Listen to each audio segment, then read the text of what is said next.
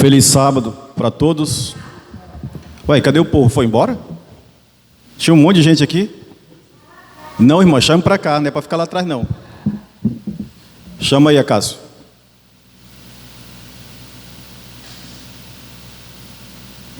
Chama lá o povo.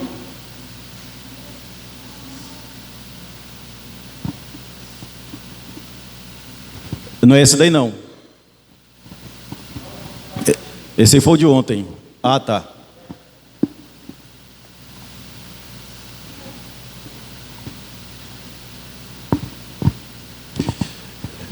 Enquanto ele baixa ali, abra suas Bíblias no livro de Gênesis.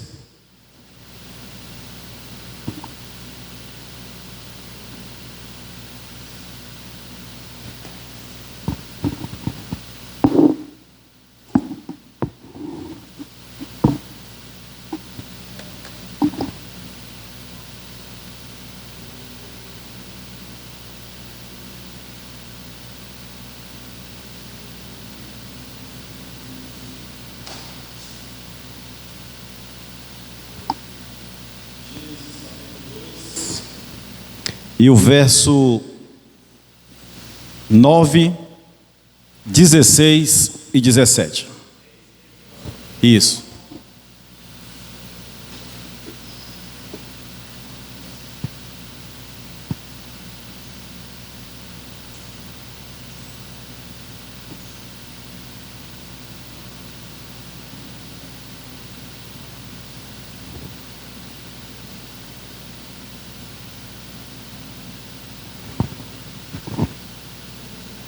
Amém? Feche seus olhos. Querido Deus, obrigado, Senhor, pelo dia de trabalho, o dia da preparação. Obrigado porque em tão boa circunstância nós nos encontramos aqui nesse recinto sagrado, mais uma vez, para estudarmos a Tua Palavra e aprendermos mais sobre a importância desse tema tão especial que é os dízimos e as ofertas. Te agradecemos e oramos em nome de Jesus, amém. O texto, no versículo 9, ele diz assim: do solo fez o Senhor Deus brotar toda sorte de árvores agradáveis à vista e boa para o alimento, e também a árvore da vida no meio do jardim, e a árvore do conhecimento do bem e do mal. Ei, menino.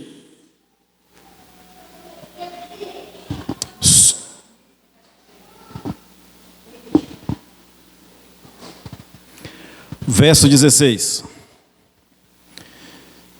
E o Senhor Deus lhe deu esta ordem: de toda árvore do jardim comerás livremente, mas da árvore do conhecimento do bem e do mal não comerás, porque no dia em que comeres, certamente morrerás. Irmãos, qual a relevância tem esse episódio acontecido ali no jardim, onde Deus diz que Ele deu todas as frutas e árvores que era agradável para o homem comer, que ele comesse. Mas ele aponta para uma árvore e ele diz assim: olha, dessa árvore aqui vocês não podem comer, porque no dia que vocês comerem, certamente morrerão. Qual a relevância tem desse tema com os dízimos? Você consegue fazer uma ligação? Você consegue ligar esse episódio do Éden com os dízimos? Não? Então, vamos lá. Eu acho que está bom, irmão.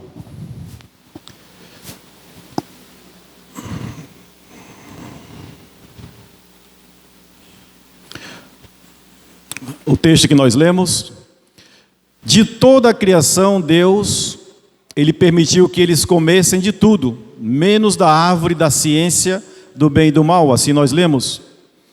O Senhor colocou, irmãos, os nossos primeiros pais no jardim do Éden. Então o Senhor, Ele cercou-os de tudo aquilo que lhes poderia trazer felicidade. e lhes ordenou que o reconhecessem. Vamos lá, coloque aí, coloque na sua cabeça aí. Deus os colocou ali para que o reconhecesse como possuidor de todas as coisas, ok? Então aqui, a primeira lição que nós aprendemos aqui é que o episódio do Éden, Deus ele mostra ali para Adão e Eva que ele é o possuidor de todas as coisas, certo? Muito bem. Fez crescer no jardim toda árvore agradável, à vista ou boa para comer. Aqui ele está dizendo para Adão e Eva que ele é o mantenedor deles. Primeiro, eles deveriam o quê? Reconhecer a Deus como o quê? Vamos lá.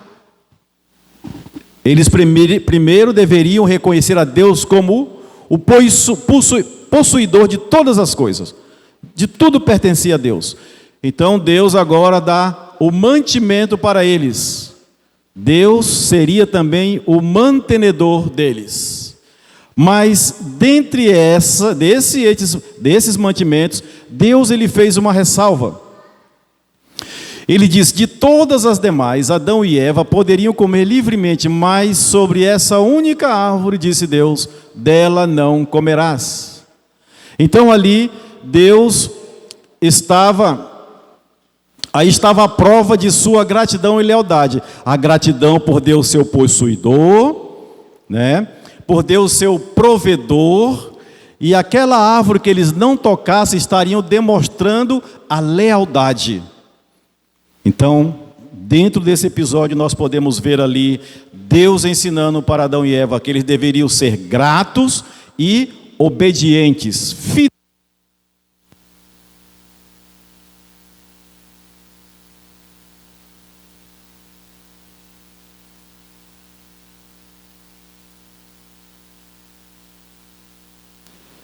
Veja, nós vimos que o motivo da queda, irmãos, não foi primariamente a desobediência, mas foi o quê? A desconfiança. Nós devemos perceber que Deus ele falou assim: olha, se vocês comerem, certamente vocês morrerão.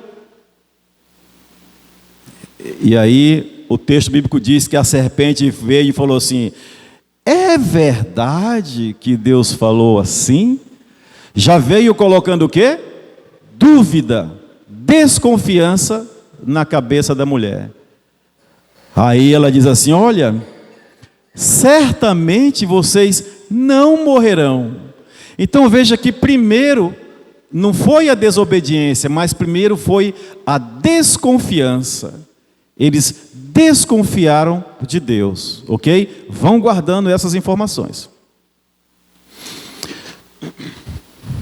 Desconfiança versus obediência. Aqui está a árvore, irmãos, e aqui estão os dízimos. Vamos fazer agora esse paralelo. A árvore, quem foi que criou? Vocês estão enxergando aí? Então, né? Então, quem criou a árvore? Pode falar, irmãos, que é para sair bem bonito lá na televisão. Quem criou a árvore? Quem criou o dízimo?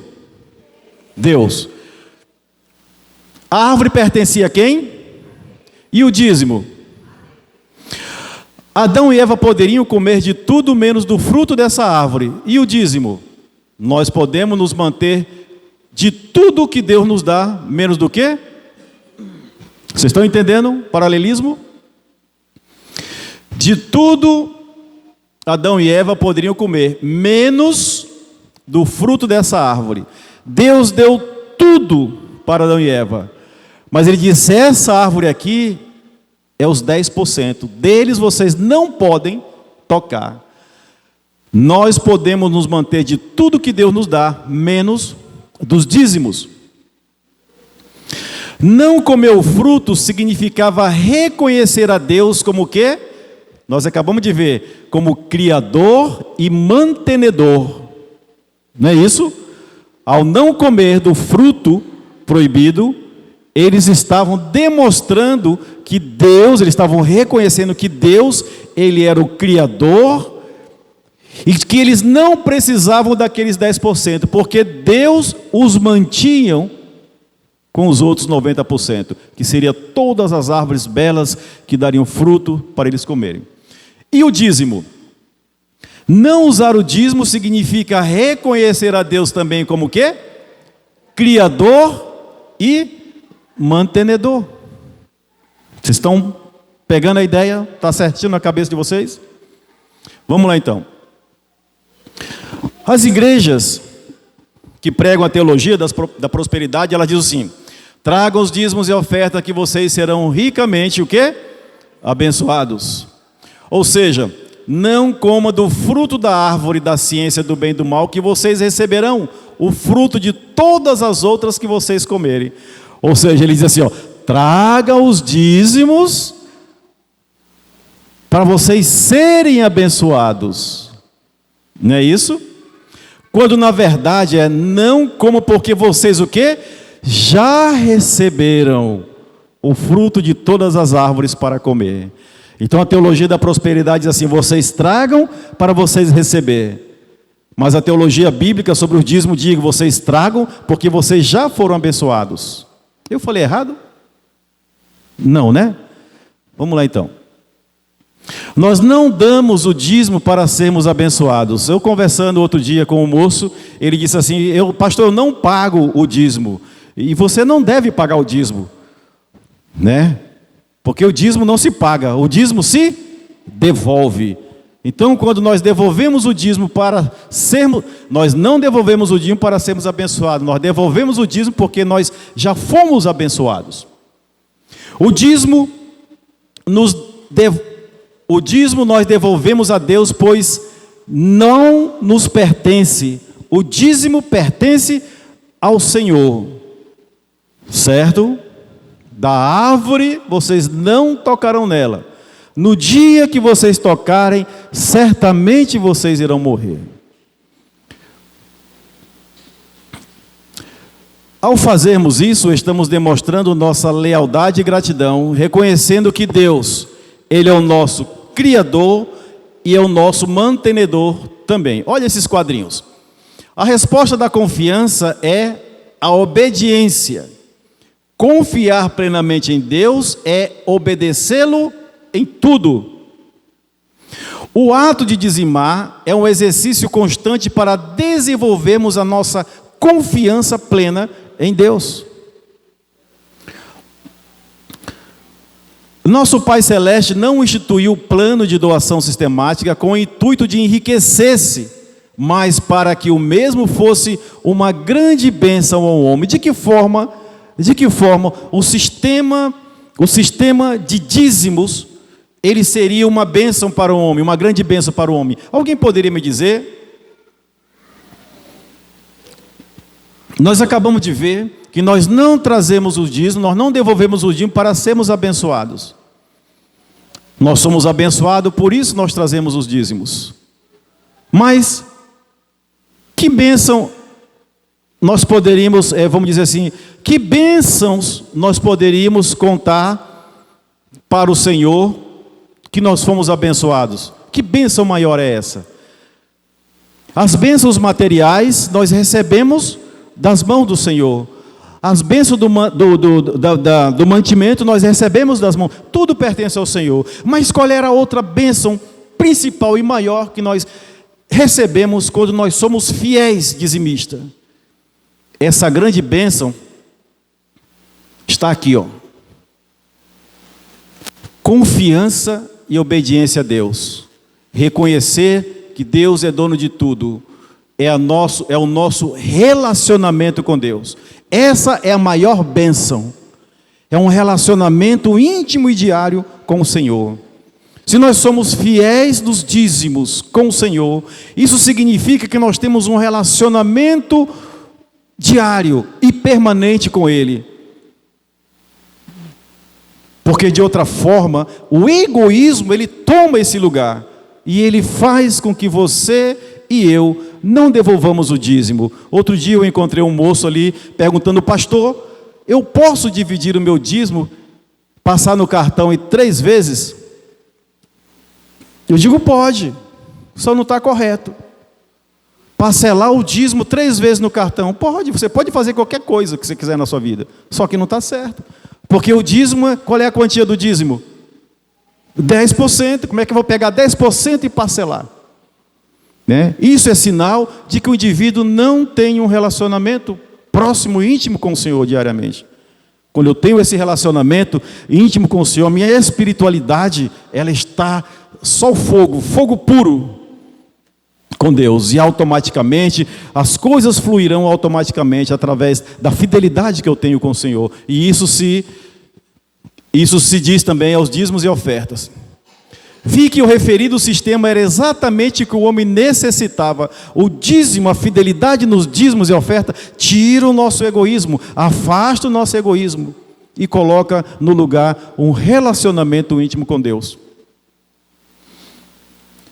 Se todos a uma o aceitassem, cada um se tornaria vigilante e fiel tesoureiro de Deus, e não haveria falta de meios com que levar avante a grande obra de anunciar a derradeira mensagem de advertência ao mundo. O caixa da igreja nunca estaria no vermelho, sempre estaria azul, e nós já tínhamos terminado a reforma dessa igreja há muitos anos.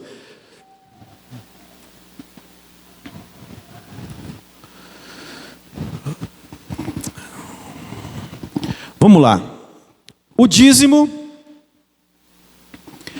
eu demonstro o meu reconhecimento a Deus, por Ele ser o Criador e dono de tudo, mas também me leva à gratidão, porque Ele é o provedor, Ele que provém, Criador e mantenedor, e isso me leva ao quê? Confiança em Deus. Muitas das vezes nós pedimos tanto para Deus, pedimos tanto, e puxa vida, Deus, Ele não... Ei, faça uma revisão na sua intimidade com Deus. Deus, eu não digo que Ele está ansioso, porque Deus Ele não fica ansioso, né? Mas na linguagem humana, para que todos nós possamos entender, eu posso dizer que Deus está ansioso para nos abençoar, mas muitas das vezes nós o impedimos que Ele nos abençoe. Agora, vamos falar um pouquinho de ofertas. O que representam as ofertas? É comum dizer que as ofertas representam a nossa gratidão, certo? Nós falamos isso aqui ontem. Mas gratidão por qual motivo? Nós falamos também aqui ontem. Por qual motivo eu devo ofertar? Eu sou grato a Deus, por quê? Qual o motivo? Podemos dizer que os dízimos também representam a gratidão, certo? Certo, acabamos de ver. Como vimos, o dízimo representa o nosso reconhecimento e gratidão a Deus por Ele ser o nosso Criador e mantenedor. Acabamos de ver no slide anterior. E as ofertas representam o nosso reconhecimento e gratidão pelo quê? Vamos lá. Para respondermos essa pergunta, temos que buscar a Bíblia.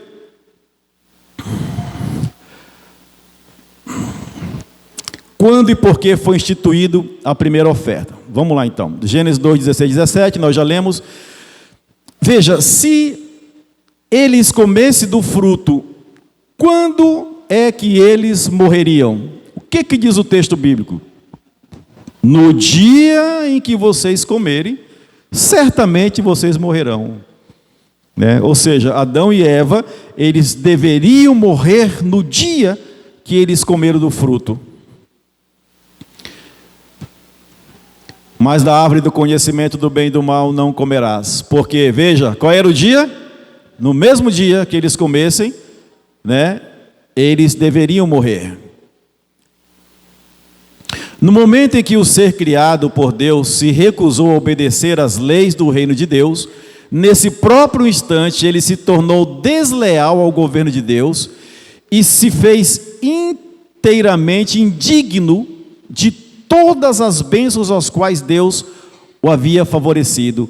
Então ele não tinha direito a uma inspiração de ar, a um raio da luz solar ou uma partícula de alimento. Veja, quando Adão e Eva, eles desobedeceram às leis de Deus, porque a lei de Deus dizia, no dia que você comer, certamente você vai morrer.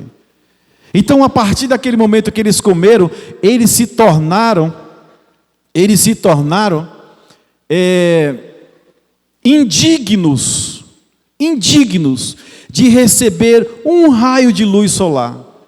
Eles se tornaram indignos de uma fagulha de ar para respirar. Eles se tornaram indignos de uma partícula de alimento, porque eles deveriam morrer naquele dia. Então, eles morreram naquele dia? A Bíblia diz que eles morreram? Não, né? Não morreram. A chave para compreendermos esse aparente problema está na seguinte pergunta: houve morte naquele dia? Não. Gênesis 3,18. Quando ouviram a voz do Senhor Deus, que andava no jardim pela viração do dia, esconderam-se da presença do Senhor Deus, o homem e sua mulher, por entre as árvores do jardim. Fez o Senhor Deus vestimenta de peles para Adão e sua mulher, e os vestiu. Veja, irmãos, quando eles ouviram a voz de Deus, nós devemos lembrar que Deus, todos os dias, Ele ia no pôr do sol, ali, ter aquelas longas conversas com Adão e Eva, face a face. Eu fico imaginando esse momento, Adão e Eva dando aquelas gargalhadas, né? Quando junta as famílias, né? Quando junta as famílias, aquela mesa grande, todo mundo conversando, e um brinca com o outro, e sorrindo, aquela coisa de família. Eu imagino a pureza de Adão e Eva junto com Deus ali. Mas no dia que eles comeram do fruto, eles correram, eles se esconderam de Deus. E aí Deus veio ali pela viração do dia, procurando eles. Será que Deus não sabia onde eles estavam? Sabia, né? E Deus disse: onde está Adão? Onde está a tua esposa? A Bíblia diz que eles se esconderam entre as árvores, e eles fizeram com folha de figueira vestimentas para eles, porque eles perceberam que estavam nus. Veja, eles tentaram resolver o problema da morte com folha de figueira. Qual era o problema ali em evidência? Era a morte, eles deveriam morrer. Primeiro eles perceberam que estavam nus, correram para os matos, pegaram folha de figueira, se vestiram, para tentar resolver o problema da nudez, da vergonha, da morte. Mas o texto bíblico diz que o Senhor Deus fez vestimenta de pele para Adão e sua mulher e os vestiu. Deus, Ele chegou para Adão e Eva e falou assim: olha, Adão e Eva, infelizmente vocês comeram do fruto, e a lei diz que vocês têm que morrer, mas eu amo demais vocês. As folhas de figueiras que vocês fizeram não vai dar resultado nenhum, porque vocês devem morrer. As folhas de figueira são somente esforços humanos, não vai resolver o problema. Então Deus pegou um carneirinho, e Adão, Ele ensinou para Adão como Adão deveria fazer. Adão, ele sacrificou o cordeirinho, tirou a pele do cordeirinho. Deus pegou aquela pele do cordeirinho e vestiu Adão e Eva. Quando se fala em peles na Bíblia, significa justificação. O cordeiro sacrificado ali simbolizava a Cristo que viria morrer no futuro. Com a pele, Deus agora estava justificando Adão e Eva. Se eles crescem no Jesus que viria pagar o preço que era deles, eles deveriam morrer. O cordeirinho morrendo ali simbolizava que Jesus viria morrer no lugar deles. Então, a partir dali, Adão e Eva, eles passaram a viver, a serem justificados pela fé. Olha que interessante, Adão e Eva, eles passaram a viver, sendo justificados pela fé no Cordeiro que viria, certo? E nós vivemos como hoje? Nós somos justificados como? Nós somos justificados pela fé no Cordeiro que já veio, não mudou nada, não mudou nada. Nós somos salvos pela graça, não somos salvos pela lei, somos salvos pela graça, somos justificados pela fé, para Adão e Eva e os seus descendentes, justificado pela fé no Cordeiro que viria. Depois de Cristo, nós somos justificados pela fé no Cordeiro que já veio. Então Jesus, o Cordeirinho, morreu naquele dia, simbolizando Jesus que viria morrer por eles. Deus veio ter com eles na viração do dia. No entanto, eles não morreram, pois Deus havia providenciado um substituto para eles. Jesus foi o substituto. Deus estava ofertando o seu filho. Gênesis 3,16, porque Deus amou demais Adão e Eva e seus descendentes, que Ele deu o seu único filho para morrer por eles, para que todo aquele que nele crê seja justificado e não morra somente essa morte aqui, mas que eles não morram a morte eterna. Então, encontra-se a graça e a verdade, a justiça e a paz se beijaram. Salmo 85, o verso 10. Encontraram-se a graça e a verdade, a justiça e a paz se beijaram. Que texto lindo, que texto maravilhoso. O princípio bíblico das ofertas aponta para o Cordeiro de Deus que viria tirar o pecado do mundo. As ofertas queimadas, veja, Jesus foi totalmente consumido na cruz. Vocês lembram das ofertas queimadas no Antigo Testamento? Então as ofertas queimadas no Antigo Testamento, ela já apontava para Jesus, que seria totalmente consumido na cruz do Calvário. As ofertas de manjares sem sangue e sem carne, não há morte envolvida. Essa oferta aponta para Jesus, o pão da vida. Nós podemos tomar e comer desse pão para termos vida. João capítulo 6. Outra oferta, as ofertas pacíficas. O adorador nesse caso poderia comer parte do sacrifício. Jesus disse, a menos que vocês comam minha carne e bebam meu sangue. Essa é uma demonstração de aceitação e gratidão. Outra oferta, oferta pelo pecado ou purificação, lá em Levítico 4, 5 e 30. Purificações ritualistas, purificações do santuário, etc. Apontava para o sacrifício de Cristo como o único meio de purificação do pecado. Outra oferta aqui, oferta pela culpa. A oferta, o ofertante teria que restituir o que tinha feito de errado antes de trazer a oferta, como uma dívida que tenha com alguém. Veja, irmãos, Cristo, o Cordeiro de Deus. As nossas ofertas, elas simbolizam a Jesus Cristo, o Cordeiro de Deus que veio tirar o pecado do mundo. Entretanto, nesse sacrifício faz-se recordação de pecados todos os anos, porque é impossível que o sangue de touros de bode remova pecado, somente o sangue de Cristo, o sangue do Cordeiro de Deus. Patriarcas e profetas, Sr. White diz, as ofertas sacrificais foram ordenadas por Deus a fim de serem para o homem uma perpétua lembrança de seu pecado e um reconhecimento de arrependimento do mesmo, bem como seria uma confissão de sua fé no Redentor prometido. As ofertas sacrificais foram ordenadas por Deus a fim de serem para o homem uma perpétua lembrança de seu pecado, um reconhecimento de arrependimento do mesmo, bem como seria uma confissão de sua fé no Redentor prometido. Vocês vejam que desde o sacrifício do cordeirinho ali, aquele cordeirinho, ele simbolizava a oferta de Deus pelo homem. E aí vocês percebem que todas as ofertas no Antigo Testamento, ela apontava para o Cordeiro de Deus. Em algum aspecto, sempre apontava para o Cordeiro de Deus. Gênesis 4:4, Abel, reconhecimento e gratidão pelas ofertas divinas. Noé, reconhecimento pela proteção após uma grande catástrofe. Abraão, gratidão pela promessa de um território. Isaac, gratidão pela numerosa descendência. Jacó, gratidão pela proteção divina quando fugiu de seu irmão. Moisés, gratidão pela vitória sobre os inimigos. Assim como os dízimos representam nosso reconhecimento e gratidão por Deus ser o nosso Criador e mantenedor. As ofertas representam o nosso reconhecimento e gratidão por Deus em Cristo ser o nosso Redentor e o nosso Salvador. Vocês estão entendendo a relação de dízimos e ofertas? Lá com o Éden, com a árvore e com o cordeiro. Vocês estão entendendo essa relação?